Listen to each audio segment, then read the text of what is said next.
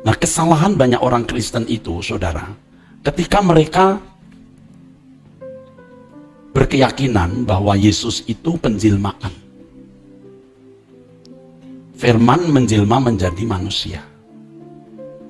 Firman itu bukan pribadi, saudara, itu sabdanya Tuhan. Tidak mungkin menjelma menjadi manusia. Ya.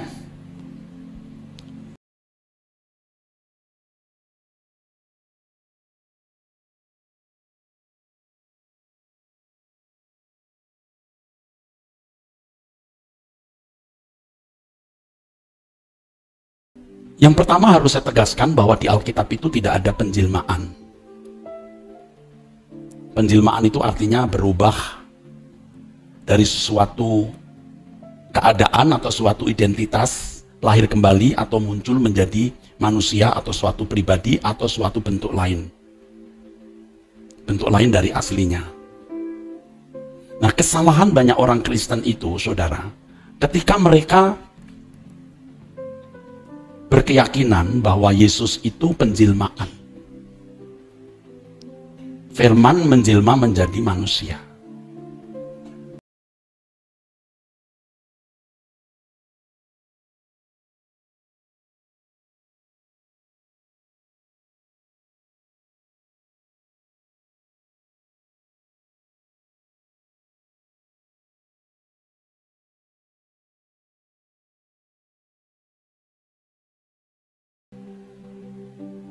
Jadi kalau di dalam Injil Yohanes nanti kita akan pelajari pada mulanya firman atau pada mulanya logos.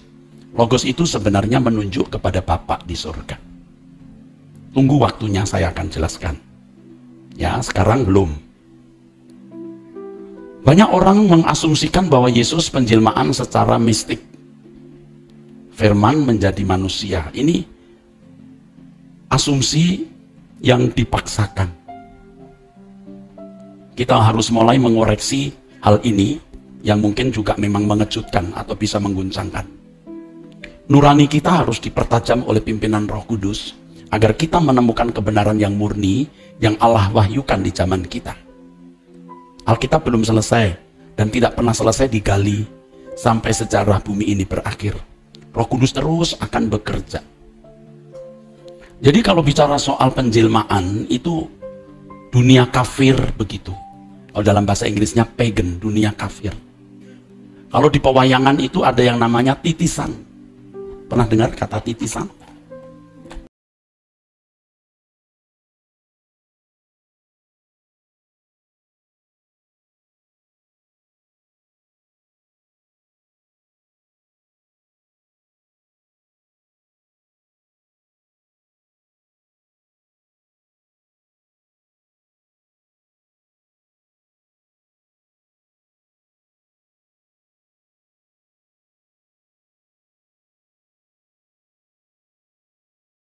Firman itu bukan pribadi, saudara. Itu sabdanya Tuhan.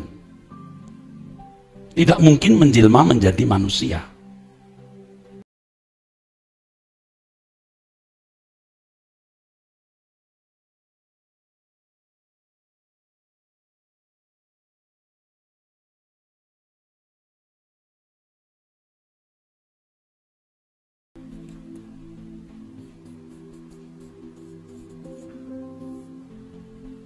Kalau orang percaya ada inkarnasi, maaf. Ini percaya ada titisan, jadi ada orang pernah hidup, mati, lalu masuk ke dalam diri seseorang masuk dalam diri bayi, begitu. Inkarnasi. Makanya di masyarakat kita tahu ada orang-orang yang dipuja karena dianggap, diyakini itu inkarnasi.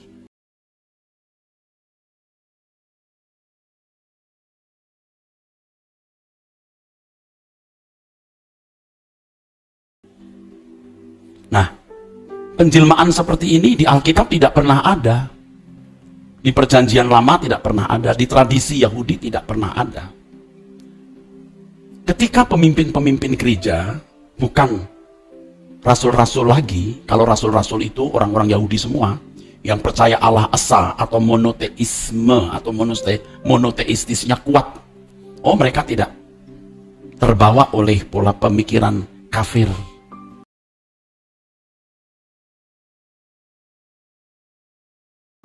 Tetapi ketika pemimpin-pemimpin ini bukan orang Yahudi, ditambah lagi desakan campur tangan penguasa Roma yang kafir, maka dilahirkan doktrin yang tidak senafas Alkitab.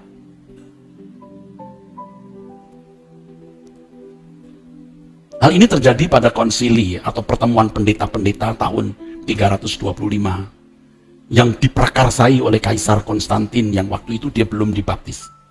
Bahkan menurut catatan masih berstatus imam dari agama kafir di Roma. Memprakarsai pertemuan para pemimpin gereja. Sebab Kaisar ini melihat makin kuat pengaruh Kristen. Dan tentara-tentaranya pun juga sebagian masuk Kristen. Tetapi sementara itu terjadi perdebatan-perdebatan. Nah, secara politis itu membahayakan bagi negara. Maka Kaisar mencoba mencari titik temu. Diputuskanlah di konsili itu. Nah, puji Tuhan seperti yang saya singgung bahwa di dalam Injil Yohanes pasal 1 itu disinggung atau muncul nama Yohanes Pembaptis. Yohanes. Jadi ketika bicara mengenai logos atau firman itu diselipkan. Datanglah seorang yang diutus Allah namanya Yohanes. Ia datang sebagai saksi untuk memberi kesaksian tentang terang itu supaya oleh Yohanes semua orang menjadi percaya. Menarik. Dan ternyata ada agenda Tuhan yang hebat di balik itu. Yohanes diutus oleh Allah untuk menjadi saksi tentang terang. Nah, pertanyaannya siapa terang itu? Biasanya kita langsung berkata Yesus.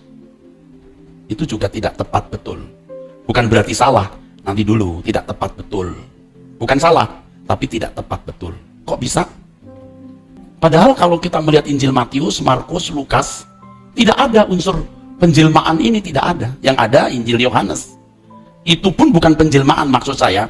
Yang ada unsur yang bisa dianggap penjelmaan itu Injil Yohanes.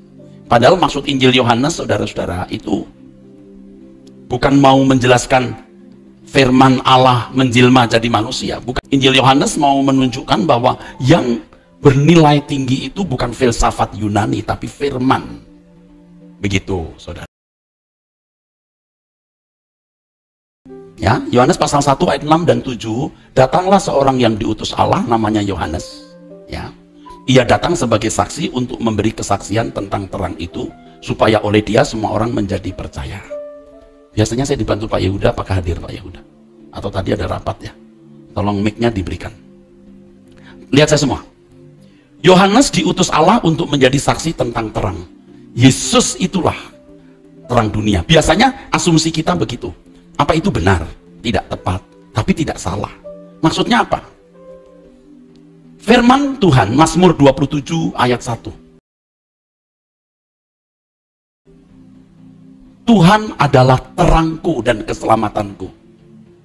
Terang itu Tuhan. Nanti saudara akan tahu bahwa Yahweh itu pakai nama Yahweh ya. Pakai nama Yahweh. Yang menjadi terang itu Yahweh. Bukan pakai Elohim loh. Yahweh itu terang. Terang dan keselamatanku. Keselamatanku. Jadi di tengah-tengah penjelasan mengenai logos atau mengenai firman, dimunculkan Yohanes. Yohanes berkata, aku bukan terang itu, aku menyaksikan. Coba baca yuk, Yohanes 1 ayat 6-7. Yohanes pasal yang pertama ayat yang ke-6 dan ayat yang ke-7. Datanglah seorang yang diutus Allah, namanya Yohanes. Ya, Yohanes diutus oleh Allah ya. Terus Ia datang sebagai saksi untuk memberi kesaksian tentang terang itu, Tentang terang itu. Terus. supaya oleh dia semua orang menjadi percaya. Nah, saudara pasti kaget kan? Banyak orang Kristen terkejut. Kok terang itu bukan Yesus, Pak? Yahweh itu terang. Mazmur pasal 27 ayat 1, kalimatnya begini. Yahweh atau Adonai Ori Veyishi. Or itu terang. Veyisi dari Yasa. Tuhan, the Lord is my light and my salvation. Yang disaksikan Yohanes Pembaptis itu adalah terang. Dan terang itu dasarnya Yahweh sendiri. Yahweh sendiri. Yang sama dengan Logos. Nanti saya jelaskan ya di kemudian hari ya. Logos itu sebagai metonimnya. Maksudnya pengganti. Kalau saudara berkata, gembala senior, itu metonim saya. Beritahu saja ke gembala senior. Bukan Pak Eras. GS. Nah, ada kan orang suka sebut saya itu GS. Ini GS. Ini urusannya GS nih. Nah, GS itu metonim saya. Kadang-kadang di masyarakat kan ada julukan-julukan yang negatif ya. Itu loh si cerewet. Nah, cerewet itu metonim. Kalau di rumah ada yang suka ribut, mana tuh si rese? Nggak ada. Nah, rese itu metonim. Logos itu metonim, saudara. Ya. Nah, saya ulangi ya, terang itu Yahweh. Terang itu Yahweh. Di dalam Matius pasal 4 ayat 16 dan 17, firman Tuhan mengatakan bangsa yang diam dalam kegelapan telah melihat terang yang besar. Dan bagi mereka yang diam di negeri yang dinaungi maut telah terbit terang. Sejak waktu itu Yesus memberitakan, bertobatlah sebab kerajaan surga sudah dekat. Apa yang disaksikan oleh Yohanes Pembaptis? Dia menyaksikan terang itu Yahweh. Tetapi dilakukan oleh Yesus. Yang juga telah dinubuatkan dalam Yesaya pasal 9 ayat 2. Coba dibaca. Yesaya pasal 9 ayat yang kedua. Bangsa yang berjalan di dalam kegelapan telah melihat terang yang besar. Mereka yang diam di negeri kekelaman, atasnya terang telah bersinar. Saudara tahu terang itu Allah. Yahweh, Allah pencipta langit dan bumi itu terang. Dia juga juru selamat. Dia juga gembala. Mazmur 23, ia berkata, aku gembala. Tetapi di dalam menyelenggarakan penggembalaan, dalam melaksanakan penyelamatan, Yesus yang melakukan. Nangkep nggak?